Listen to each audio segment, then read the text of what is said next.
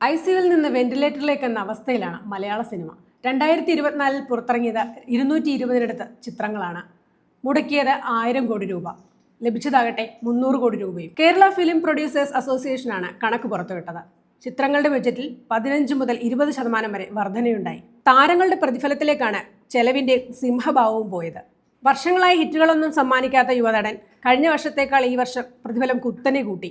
ഇതുവരെ പുറത്തിറങ്ങിയതിൽ 30-ൽ താഴെ ചിത്രങ്ങൾക്ക് മാത്രമാണ് നിർമ്മാതാക്കൾക്ക് ലാഭം സമ്മാനിക്കാനായത്. വരുമാന സ്രോതസ് കുറയുന്നതാണ് സിനിമയെ പ്രതിസന്ധിയിലാക്കുന്നത്രേ.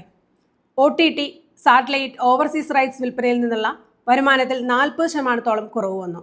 തിയേറ്ററുകളിൽ നിന്ന് മാത്രം മുടക്കുമുതൽ തിരിച്ചുപിടിക്കേണ്ട അവസ്ഥയിലേക്ക് മലയാള സിനിമ എത്തപ്പെട്ടിരിക്കുന്നു. സൂപ്പർ താര ചിത്രങ്ങൾ തിയേറ്ററുകൾ കീഴടക്കിയിരുന്ന അവസ്ഥയ്ക്ക് 2024 മാറ്റം വന്നു. മഞ്ഞുമൽ ബോയ്സ്, ആവേശം, പ്രേമലു തുടങ്ങി ഹിറ്റായ ചിത്രങ്ങളിലൊന്നും പേരുകേട്ട നായകന്മാരുടെ സാന്നിധ്യമില്ലായിരുന്നു. എന്നിട്ടും സിനിമകൾ ഹിറ്റായി.